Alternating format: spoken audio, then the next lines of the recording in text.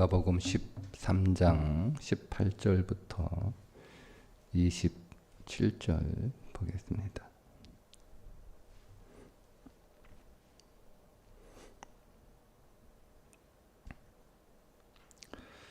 함께 읽습니다. 이 일이 겨울에 일어나지 않도록 기도하라. 이는 그 날들이 한난의 날이 되겠음이라. 하나님께서 창조하신 시초부터 지금까지 이런 환난이 없었고 후에도 없으리라. 만일 주께서 그 날들을 감하지 아니하셨더라면 모든 육체가 구원을 얻지 못할 것이거늘 자기가 택하신 자들을 위하여 그 날들을 감하셨느니라. 그때에 어떤 사람이 너희에게 말하되 보라 그리스도가 여기 있다 보라 저기 있다 하여도 믿지 말라. 거짓 그리스도들과 거짓 선지자들이 일어나서 이적과 기사를 행하여 할 수만 있으면 택하신 자들을 미혹하려 하리라. 너희는 삼가라. 내가 모든 일을 너희에게 미리 말하였노라. 그때에 큰 환난 후 해가 어두워지며 달이 빛을 내지 아니하며 별들이 하늘에서 떨어지며 하늘에 있는 권능들이 흔들리리라. 그때에 인자가 구름을 타고 큰 권능과 영광으로 오는 것을 사람들이 보리라. 또 그때에 그가 천사들을 보내어 자기가 택하신 자들을 땅 끝으로부터 하늘 끝까지 사방에서 모으리라.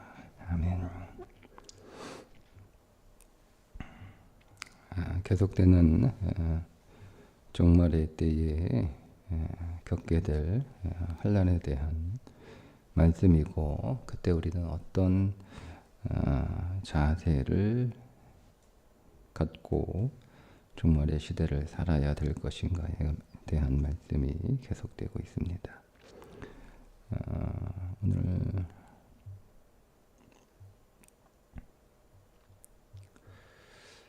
먼저 18절에 보면 이 일이 겨울에 일어나지 않도록 기도하라. 팔레스타인의 기후의 특징이 우기와 건기로 구분되는데, 겨울에 해당되는 1월과 2월은 우기 중에서도 가장 많은 비가 내리고 가장 추운 계절이라고 합니다. 그래서 그 겨울에 많은 비와 추위 때문에 사람들이 환난을 피해 장거리 이동하거나 도망하기가 쉽지 않기 때문에 이런 일이 겨울에 일어나지 않도록 기도하라 이렇게 말씀하신 것으로 보이는데, 이제 이것이 단순히 계절에 관한 말씀으로 보기보다는 우리가 종말의 때를 지금 살고 있으니까 우리 인생에 혹은 우리 삶에 겨울이 오지 않도록, 그러니까 내 자신이 겨울이 되지 않도록 기도하라 이렇게 적용할 수가 있습니다. 여러분, 우리의 삶이 평안해도 내 자신이 겨울이 되면 삶을 살아가기가 어렵겠죠. 그런데 삶이 힘들고 매우 고단한데 내 자신이 겨울이면 내 인생에 따뜻한 봄날이나 뜨거운 열정이 있는 여름이거나 풍성한 추수가 있는 가을과 같으면 우리의 외부적 어려움들을 잘 견뎌낼 수 있는 힘이 있을 텐데, 바깥도 춥고 안도 춥고 그러면 그것을 견뎌내기가 매우 어려워지잖아요. 그래서 우리가 이 종말의 때를 살아갈 때 우리의 심령이 겨울이 되지 않도록 기도하는 것이 중요하고 필요하다 이렇게 적용할 수가 있습니다. 내 심령의 혹은 내 마음의 계절은 내가 만드는 거잖아요. 계절은 우리가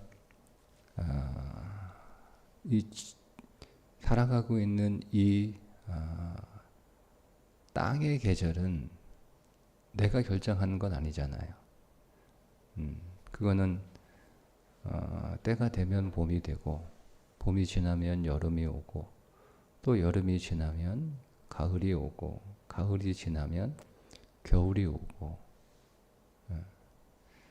그것은 내가 결정하는 게 아니고 그렇게 이미 결정된 것이 우리를 찾아오는 거니까 내가 땅의 계절을 어떻게 바꿀 수 있는 방법은 없어요. 그런데 우리의 심령의 계절은 내가 결정하는 거예요.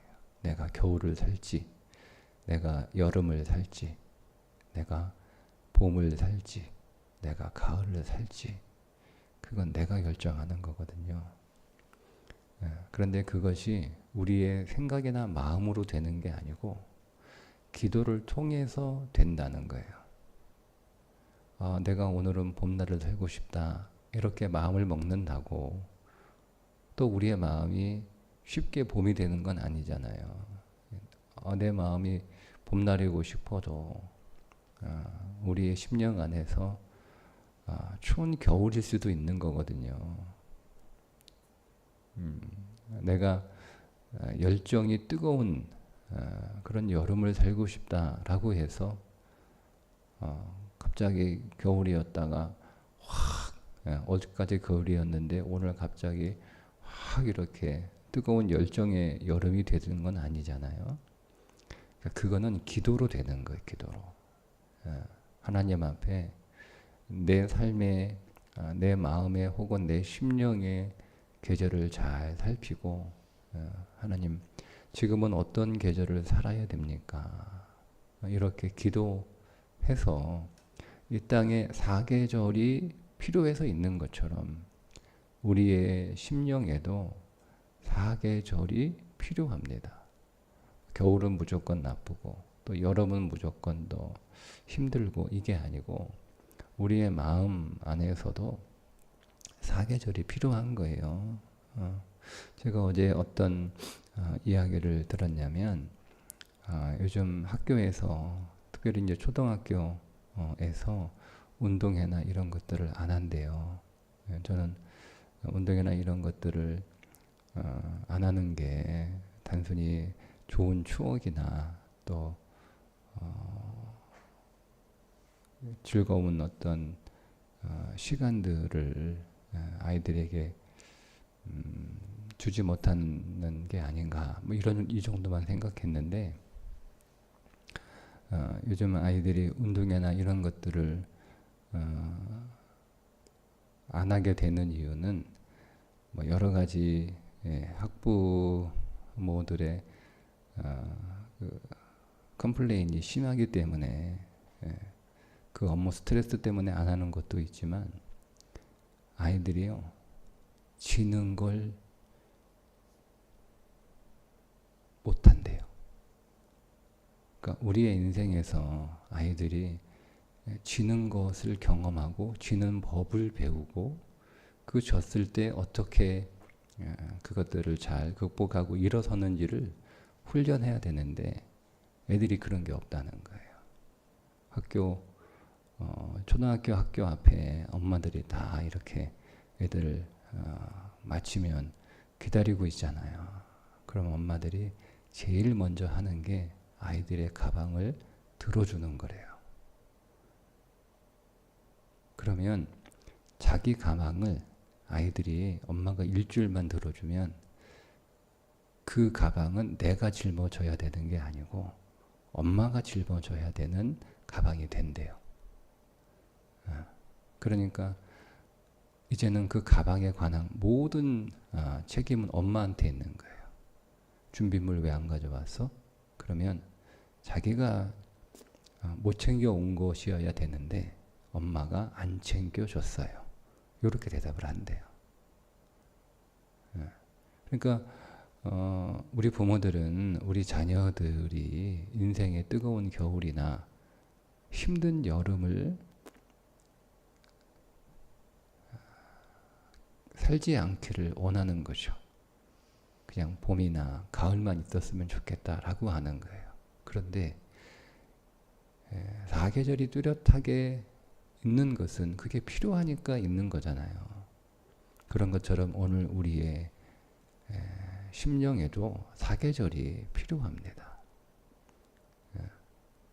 그러니까 지금은 어느 계절을 살아야 되는지 우리가 하나님 앞에 기도하고 또 하나님이 오늘 우리에게 필요한 계절을 주신 것을 감사하고 그 계절을 우리가 잘 적응하면서 살아갈 줄 아는 그런 삶이 건강한 삶이고 진짜 실력 있는 삶이잖아요.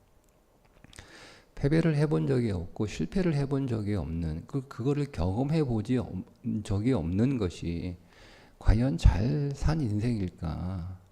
여러분 인생의 패배와 실패가 없을 수는 있잖아요. 아니 없을 수는 없잖아요. 초등학교 때 부모가 다 그 모든 것들을 막아줘서 초등학교 때까지 뭐 14, 15살까지 실패나 패배라고 하는 것을 경험하지 않고 살 수는 있지만 그 이후에 중학교, 고등학교, 대학교, 사회생활, 결혼생활 계속하면서 인생은 계속 실패를 마주할 수밖에 없어요. 근데 그때마다 부모가 다 그 실패를 막아줄 수는 없잖아요. 그렇게 할 능력이 있는 부모는 세상에 없어요. 아무리 많은 재벌, 초인류의 재벌이라고 해도 인생의 패배는 돈으로 막을 수 있는 게 아니잖아요. 그러면 내가 작은 실패를 통해서 실패를 어떻게 극복해야 되는지를 훈련하지 못하면 결국 그 인생은 한 번의 실패로 인생이 바닥에 떨어지고 다시 재기하지 못하는 사람이 될 수 있단 말이에요. 그래서 하나님이 오늘 우리의 심령 안에 사계절을 주신 것은 우리가 필요하기 때문에 그 계절을 주신 것이기 때문에 그 계절을 잘 살아가는 지혜가 필요하고 그것이 내 능력으로 안 되기 때문에 하나님 앞에 기도해야 된다라고 하는 겁니다. 그런데 내 인생이 늘 겨울이면 또 안 되니까 특별히 우리가 외부적으로 큰 어려움과 환란이 있을 때 근데 우리의 심령이 겨울이 되면 우리가 그것을 잘 이겨낼 수가 없으니까 그러한 때에는 겨울이 되지 않도록 하나님 앞에 기도하라. 이렇게 우리가 묵상할 수가 있습니다. 두 번째는 20절에 만일 주께서 그 날들을 감하지 아니하셨더라면 모든 육체가 구원을 얻지 못할 것이거늘 자기가 택하신 자들을 위하여 그 날들을 감하셨느니라. 이 말은 다니엘서와 요한계시록에 있는 내용을 연결해서 묵상해 보면 하나님께서 한때 두때 반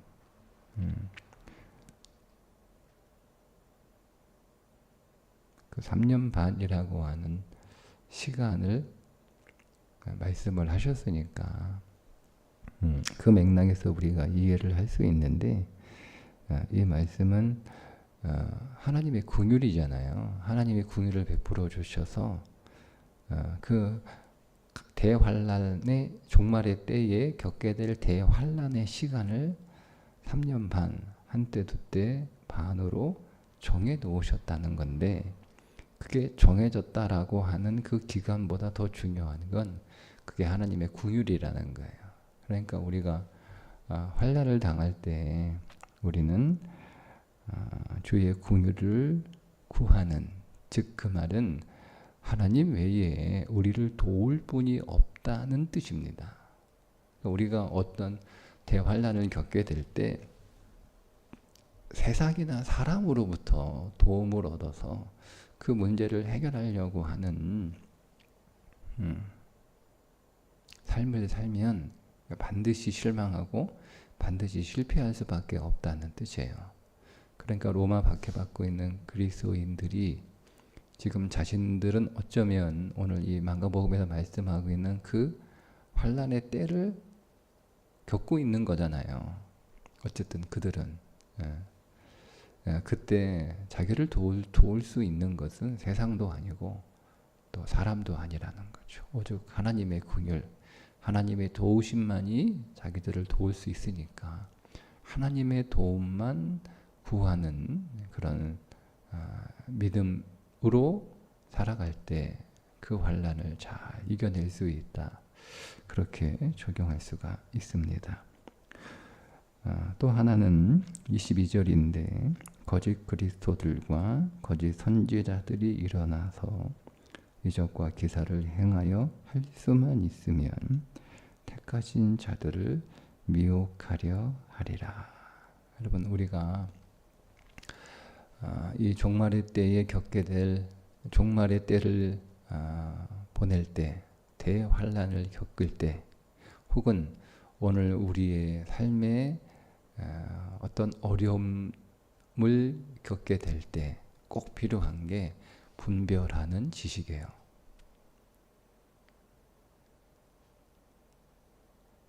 우리가 어려움을 당하게 되면 우리가 그 상황을 인지하고 그 상황을 이해하는 능력이 떨어집니다. 되게 이제 조급한 마음들이 생기거든요. 우리가 어려운 일이 없고 여유가 있을 때는요, 조급하지 않거든요.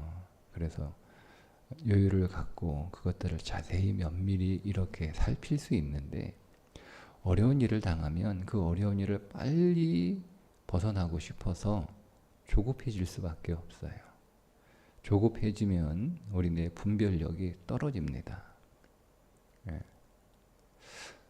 더군다나 그런 상황에서 우리의 분별력이 떨어질 수밖에 없는 그런 상황에서 누군가 우리를 미혹하려고 작정을 하면 쉽게 넘어가는 거예요. 여러분, 보통 힘들고 어려운 사람들이, 예를 들면 캄보디아에 그 말도 안 되는 구인 광고에 속아서 가는 사람들이 다 급한 사람들이거든요. 다 급한 사람들이에요. 급하니까 분별력이 떨어지는 거예요. 근데 그 급한 사람들을 낚아채기 위해서 미혹하는 사람들이 있는 거잖아요. 그래서 우리에게 환난의 때를 잘 견디기 위해서 우리가 하나님 앞에 기도도 해야 되고, 또 하나님의 긍휼도 또 구하는, 하나님을 의지하는 일도 필요하지만, 그 다음 세 번째 필요한 게 지식이에요. 하나님의 말씀, 진리에 대한 지식으로 무장해야 되는 거예요. 이것이 일종의 환난도요, 일종의 영적 전쟁이잖아요.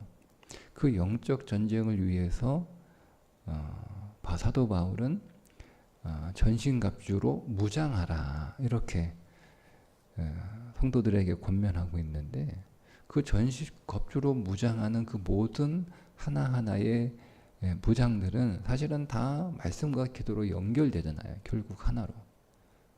구원의 투구, 의의 훈배, 믿음의 방패, 다 말씀과 연결되어 있는 무장들이거든요. 그래서 우리가 하나님의 생명의 말씀인 이 영원한 진리에 대한 이해가, 지식이 우리 안에 정말 중요합니다. 그러니까 우리가 시간이 나서 성경을 읽는 게 아니고요, 힘들고 어려워서 성경을 못 읽는 게 아니고요, 오히려 힘들고 어렵고 우리의 삶에 여러 가지 위협적인 상황이 생길 때, 그때 우리는 더 성경을 읽어야 되는 거예요. 성경을 우리는 마치 여유가 있고 시간이 있고 삶이 평안할 때, 그때서야 읽을 수 있는 책인 것처럼, 다른 책들은 그렇잖아요. 그죠? 우리가 바쁠 때는 우리의 교양을 유익하게 하는 책들을 읽을 겨를이 없잖아요. 그래서 우리가 뭐 은퇴를 한다거나 아니면 뭐 휴가를 간다거나 그렇게 어떤 여유 있는 시간이나 여유 있는 형편을 조성해서 그것이 조성되면 바빠서 읽지 못했던 책들을 잔뜩 쌓아놓고 그렇게 읽는 것은 책이잖아요. 근데 우리는 성경을 그렇게 책으로 이해하니까 내가 시간이 있으면 여유가 되면 그러면 내가 성경을 많이 읽어야겠다. 여러분 이렇게 생각하기가 쉽거든요. 그래서 보통 성경을 어제 지방에 회의가 있어서 목사님들하고 회의를 마치고 같이 식사를 하는데 함께 식사하는 목사님 교인들에게 나이만큼 성경을 읽자 이렇게 해서 이제 성도들이 하루에 2시간씩 읽으면 1년에 5번, 6번 정도 통독을 한대요. 그러면서 말 끝에 아이고 뭐 나이 드신 권사님들 남는 게 시간밖에 없는데 성경 읽으면 좋지 않겠나 이렇게 이제 생각하시는 것 같더라고요. 근데 그 말은 맞죠, 그죠? 무료하게 그 많은 시간을 보내는 것보다는 성경을 읽지 못한 성경을 읽는 게 참 귀한 일인데 성경은 그때만 읽어서는 되는 게 아니라는 거예요. 오히려 바쁘고 힘들고 어려울 때, 즉 내가 왕성하게 세상을 살아갈 때 그때 성경이 필요한 거예요. 더.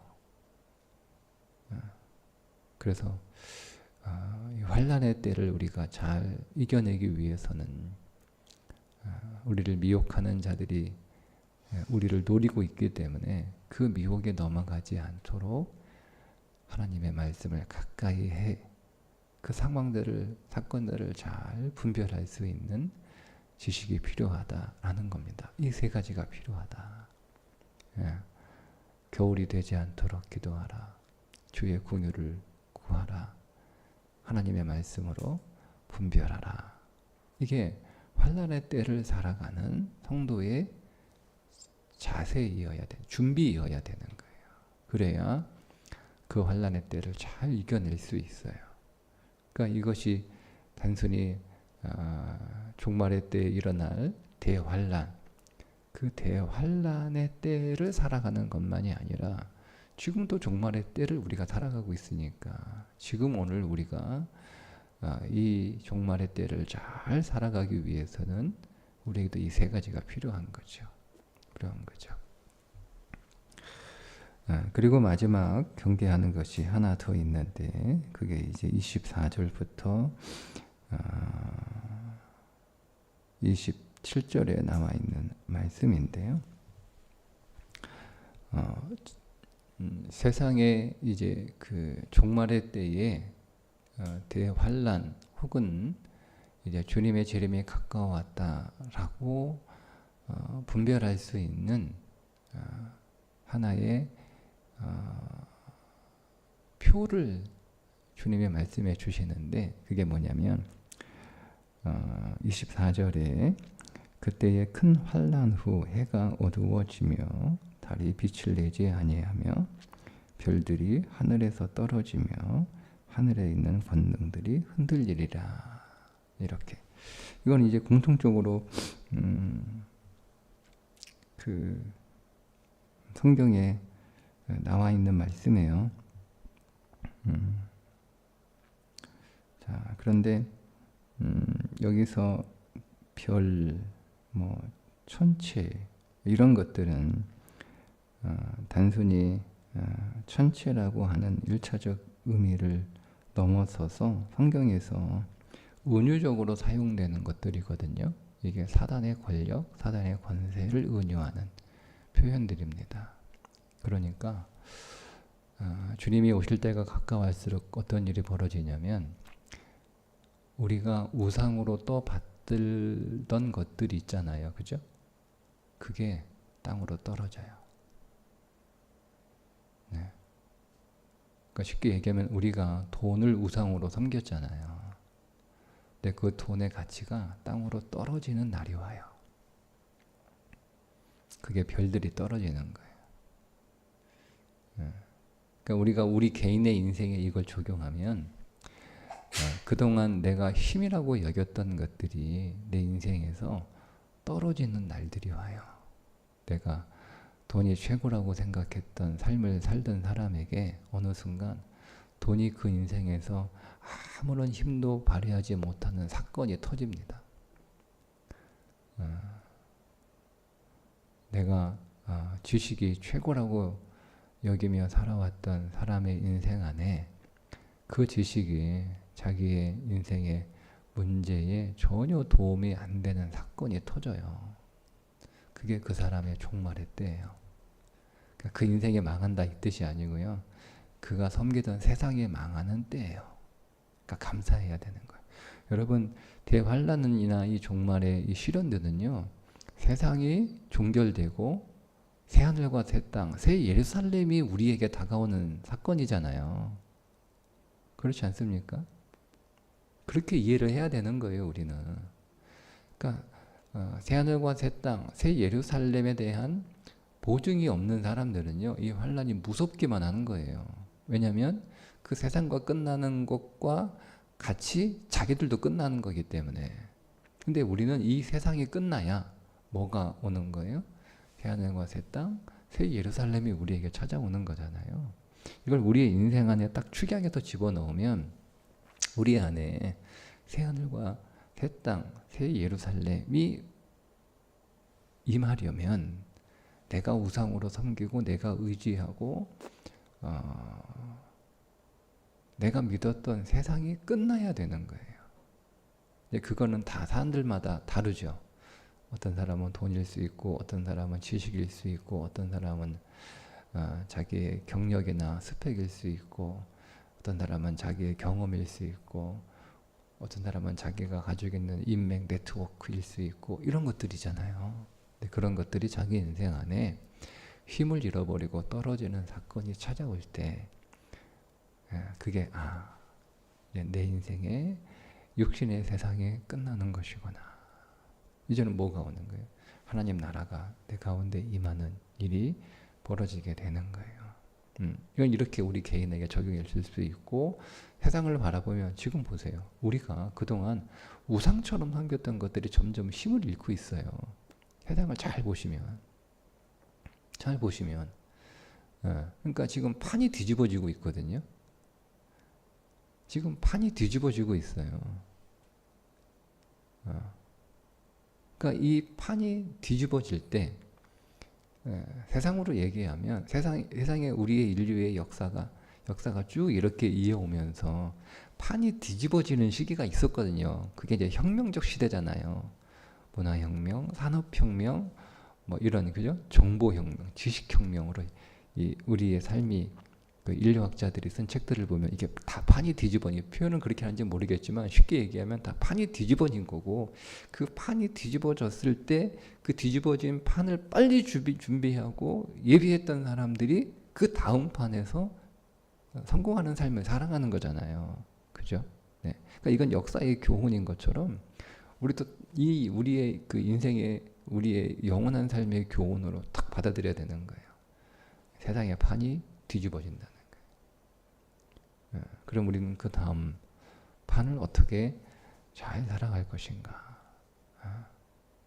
이걸 우리가 볼 수 있는 사람이 지혜로운 사람이고 이걸 빨리 준비할 수 있는 사람이 지혜로운 사람이고 그 판으로 새롭게 빨리 갈아탈 수 있는 사람이 지혜로운 사람이에요. 그게 지혜로운 사회이고 그게 지혜로운 교회인 거예요. 그래서 이 징조들을 잘 볼 수 있는 단지 두려워하는 게 아니에요. 두려워. 지금은 다들 염려하고 두려워하는데요. 점점 어떤 목소리들이 지금 계속 말하고 있죠. 잘 갈아타라. 잘 준비해라. 노인들도 AI 시대에 잘 준비해야 된다는 게 계속 이렇게 공통적으로 인류학자들이 하는 얘기예요. 사회학자들이 하는 얘기예요. 우린 도망갈 수 없는 거예요. 어떻게 여러분 판이 뒤집어지는 세상을 우리가 어떻게 피해요? 피할 수 없어요. 문제는 얼마나 준비하느냐. 그 준비한 만큼 그 시대를 잘 살아가는 거예요. 그러니까 우리 옛날이 좋다, 익숙한 게 좋다, 여러분 그렇게 살아가면 안 돼요. 우리의 생각이 바뀌어야 돼요.